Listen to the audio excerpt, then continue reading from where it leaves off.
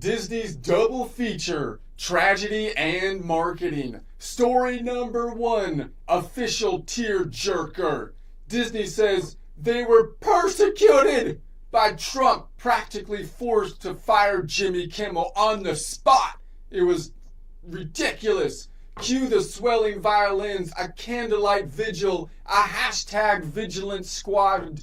Story 2, the actual sequel nobody ordered. From a business point of view, it looks like this is less martyrdom and more like Marvel math here, people. 1 part martyr, 3 parts marketing. Marketing being the prime component of this combination, this basically concoction that has been come together. So check the outcome. If you want to know what's happening, follow the money here, right? So every plot point pays dividends, for crying out loud. It's persecution with a profit margin. It's like fertilizer shopping with Mickey, fertilizer. So watching most entertainment these days, particularly on these streaming platforms, even from once great giants like Disney, feels like some kind of weird shopping exercise. You yell at the clerk, "Don't give me that crap! Don't give me that crap, Disney!" And then you spot a shinier bag and shout, "Wait, give me that crap over there. Yeah, the premium crap. That's the stuff that stinks enough to peel wallpaper. That's the one." Yes, it's like shopping for fertilizer, people. It's like shopping for fertilizer. That's what it's like when you're on these platforms, except Disney's fertilizer comes fortified with more brain rot chemicals than a Gen Z communist's blue hair dye kit, for crying out loud. The poll, crime or prime time? Let's run a poll.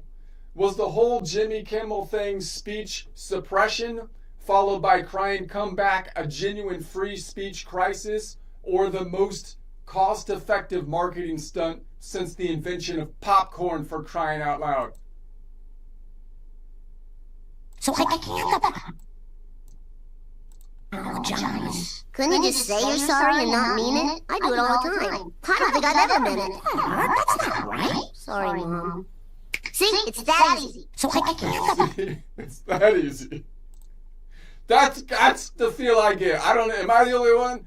That's the feel I get. Because if you look at look, press 2 for accident, 3 for just business, 5 for despicably misleading. I'm thinking it's despicably misleading. And 7 if you think we need a bigger prime number to measure the scam.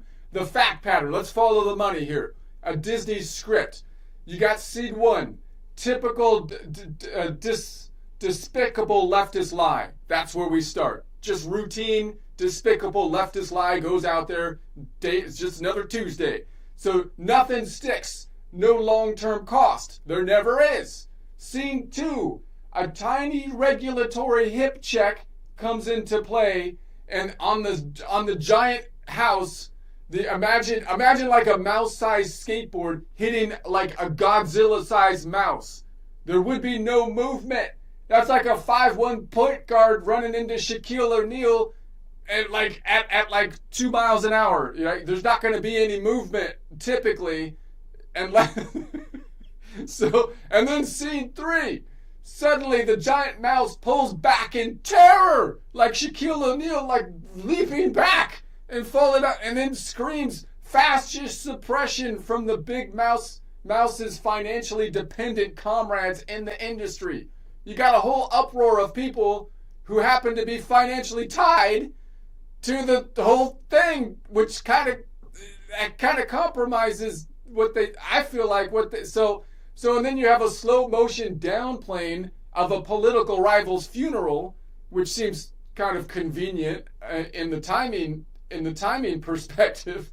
And then scene 4, Jimmy Kimmel's crying comeback, a camera-ready resurrection, and a viewership spike. The ratings spike because of the false drama, because you thought he was dead, because he was persecuted.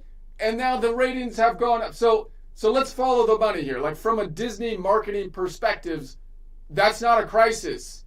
That's an origin story with free advertising. So is this the free speech tragedy that we just witnessed here?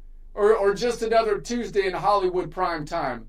or a perfectly fertilized publicity stunt. Pick your prime. And remember, in Disney math, every crisis is divisible only by profits. Profits driven by political sway, which isn't the nicest way to be generating profit. Should be trying to give people what they want, possibly. Be a better way to draw in the money. But that sway, my friends, is waning. It's waning.